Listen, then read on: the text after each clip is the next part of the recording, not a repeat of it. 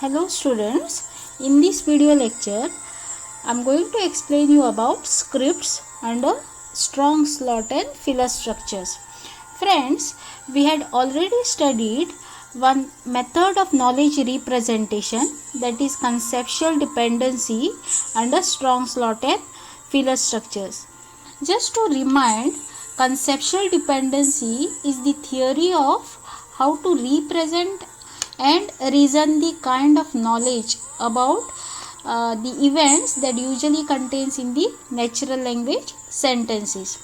But friends, as we all know, it's a rare case that the events will occur in isolation.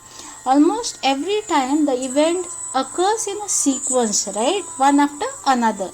So how to represent this sequence of events, and that is why we are studying about the next method of knowledge representation, that is scripts under strong slot and filler structures. So script is a structure that is used to represent or describe the set of sequence or circumstances or events which could be expected to follow from one another in a particular context. Okay, so it can be thought of as a sequence or a chain of situations. So it can be considered to consist of number of slots or frames but with a specialized roles.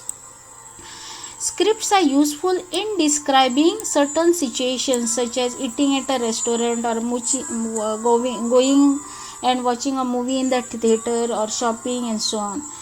Now, scripts are beneficial as a method of knowledge representation because of the following reason. The first reason is that events always tends to occur most of the time in a known patterns. For example, if the event is say going to watch a movie in a theater, right? So to do this, the first thing we have to go to a theater.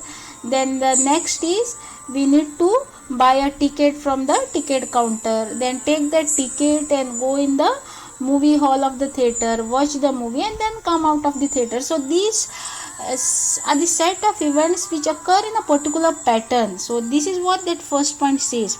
The second point says that causal relationship between the event exists. That means due to one event the second event may happen, or one event may cause another event. For example, event of eating a food at a restaurant may cause an event of giving a money or paying a money or a bill at the restaurant. So that is what the second point says. The next point says that entry conditions exist which allows an event to take place. That means, for example, if the event is going to a restaurant, then the entry conditions can be feeling hungry or having a money, right, with a person. So entry conditions such as feeling hungry or having a money allows the events to take place. And always there are prerequisites that exist upon events taking place.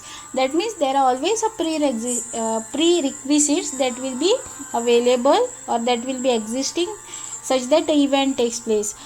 For example, if we take the example of the same restaurant event, then the prerequisite is that we have or the person has the money, right? So that is the prerequisite, or availability of the card is the prerequisite.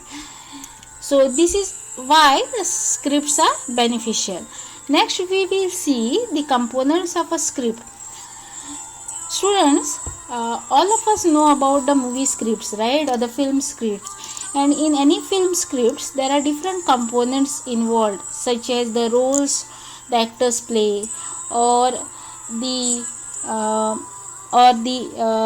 scenes in the film, or the props that are used in those scenes, such as in the fighting scenes and so on. Similarly, the script which is used to represent the knowledge in artificial intelligence about the sequence of event also has got certain components like a film script. So these are the important components of any script. So the first is entry conditions. These are the conditions that must be satisfied before an event in the script can occur. For example, if the event or the script is about going to a restaurant for eating, then the entry conditions can be a person feeling hungry or person has money. The second is the conditions that will be true after the events in the script occur. Again, if we take the same example of going to a restaurant, then the results will be the conditions such as the person who has gone to a restaurant will have a less money or person is not hungry.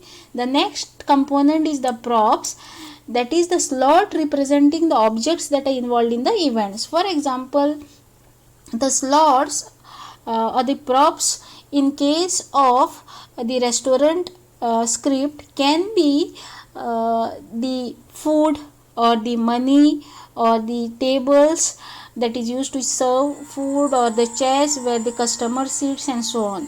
Next is the role component, which is a slot representing the people involved in the events that are described in the script.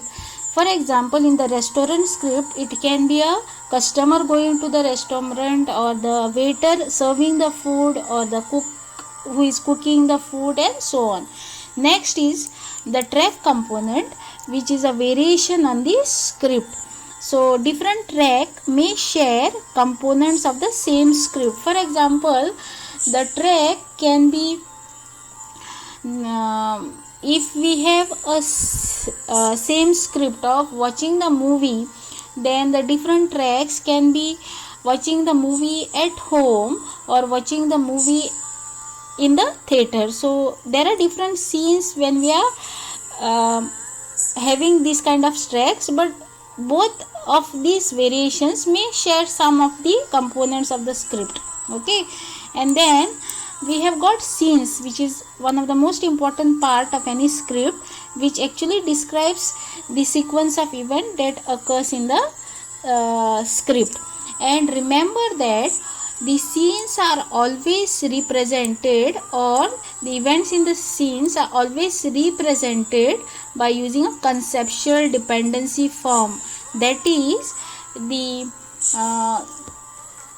the primitive acts that we have studied, like P trans or A trans in the conceptual dependency form. So that is what is going to be used to represent the sequence of events. So friends, this is about the theory part of the scripts. In the next part of this video lecture, we are going to see one example and how to write a script or represent the script for a particular situation.